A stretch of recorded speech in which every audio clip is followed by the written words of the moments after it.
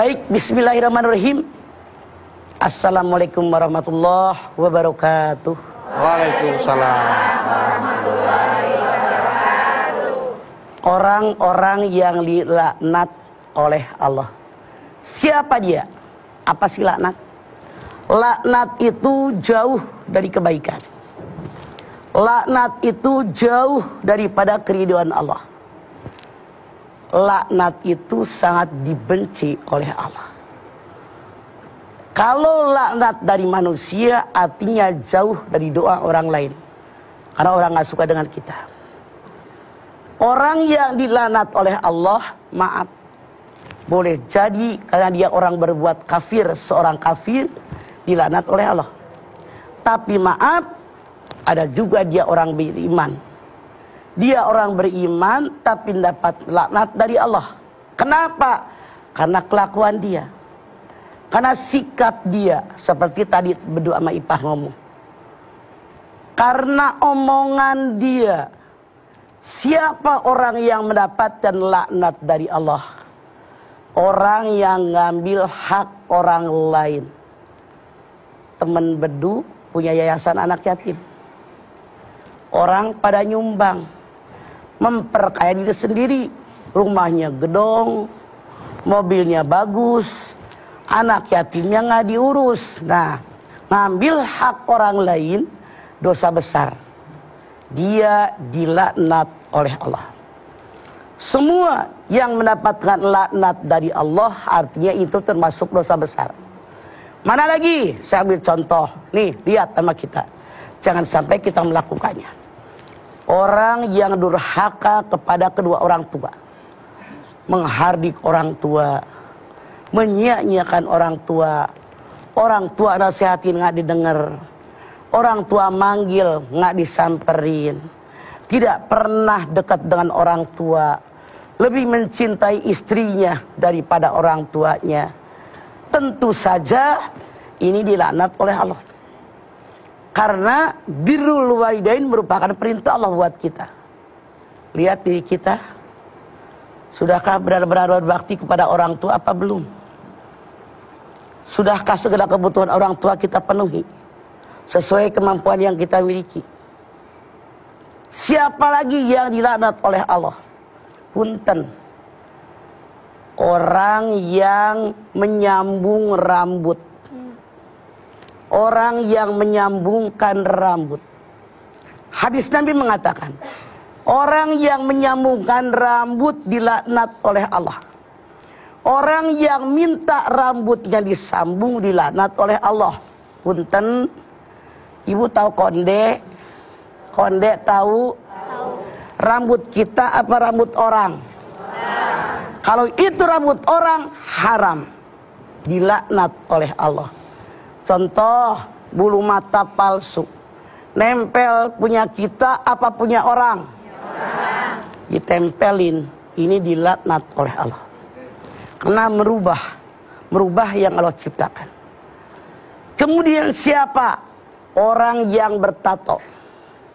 Hadis Nabi mengatakan, orang yang masang tato, orang yang minta dipasangin tato, semuanya dilaknat oleh Allah. Siapa lagi mereka yang dilaknat oleh Allah? Punten, saya ambil contoh.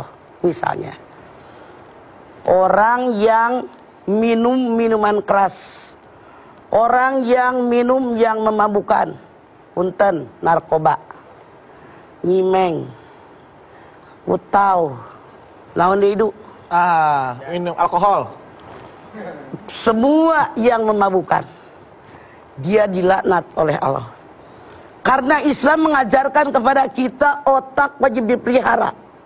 Aneh, orang yang minum alkohol, yang memerasnya, kan minuman itu diperas ya. Yang nyaringnya perasan tadi, yang masukin ke botolnya, yang distributornya, yang menyiapkannya, yang membelinya, yang menuangkannya, yang meminumkannya, yang ngasih duit buat yang minum, yang ngebeliin buat orang, semuanya kena. Hati-hati. Siapa lagi yang dilaknat oleh Allah Subhanahu wa taala? Orang yang berbuat zina dilaknat oleh Allah. Siapa lagi orang yang dilaknat oleh Allah Subhanahu wa taala? Orang yang ngambil hak orang lain. Bu, kalau ibu punya harta, sayang nggak? Sayang. Dicuri oleh orang, marah nggak ibu? Marah. Itu dia dilaknat oleh Allah. Siapa lagi orang yang dilaknat oleh Allah? Orang yang ngomongin orang lain, merasa saya paling benar, orang lain selalu berbuat salah, itu dilaknat oleh Allah. Artinya dia sadar nggak sadar kemasukan Setan. merasa saya yang paling benar. Banyak sekali perbuatan-perbuatan yang mendapatkan laknat daripada Allah Subhanahu wa taala. Maaf, Rasul bersabda, kalau ada seorang muslim, dia bertauhid lalu melakukan dosa besar, masuk neraka, dia tidak abadi asal mau bertaubat. Apa maksud hadis ini? Misalnya kita kan manusia biasa nih, suatu saat berbuat dosa besar yang tadi dilaknat-laknat oleh Allah tadi, tapi kita tidak sampai syirik. Sebesar apapun dosa kita pasti diampuni oleh Allah. Ya ibnu Adam, la ataitani bikirobil ardi khotaya summa la kita la tusriku bi syai'an la ataituka bikirobiha magfiratan. Hei anak turunan Adam, seandainya saja kamu berbuat dosa, langit yang biru penuh dengan dosa kalian, lalu kalian tidak pernah syirik kepada Allah dan taubat kepada Allah, maka Allah datang memberikan ampunan sebesar lengkungan bumi pula. Ngerti maksud hadis ini? Contoh, orang dosa gede banget, saking banyaknya dia dosa, langit yang biru penuh dengan dosanya, penuh, tapi dia tidak pernah syirik kepada Allah, datang kepada Allah dengan taubatan nasuha, maka Allah akan mengampuni dosa orang tadi sebesar lengkungan bumi pula, karena dia tidak syirik. Kalau dosanya syirik, Allah tidak akan mengampuni dosa syirik. Innallaha la yaghfiru ayyusyraka bih wa yaghfiru ma dzuna dzalika liman yasha. Allah tidak akan mengampuni dosa syirik, tapi Allah mengampuni dosa selain syirik.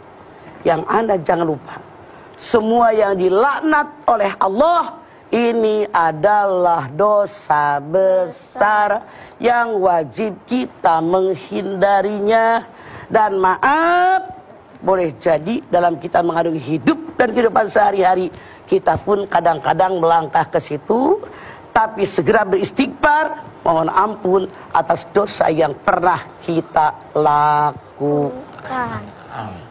Ya, mudah-mudahan kita tidak termasuk orang-orang yang dilaknat oleh Allah karena melakukan dosa-dosa besar seperti yang tadi Mama sudah uraikan di segmen awal ini. Setelah ini akan kami lanjutkan lagi tausiah dari Mama Dede. Untuk itu jangan kemana-mana, tetaplah bersama kami di Rumah Mama Dede.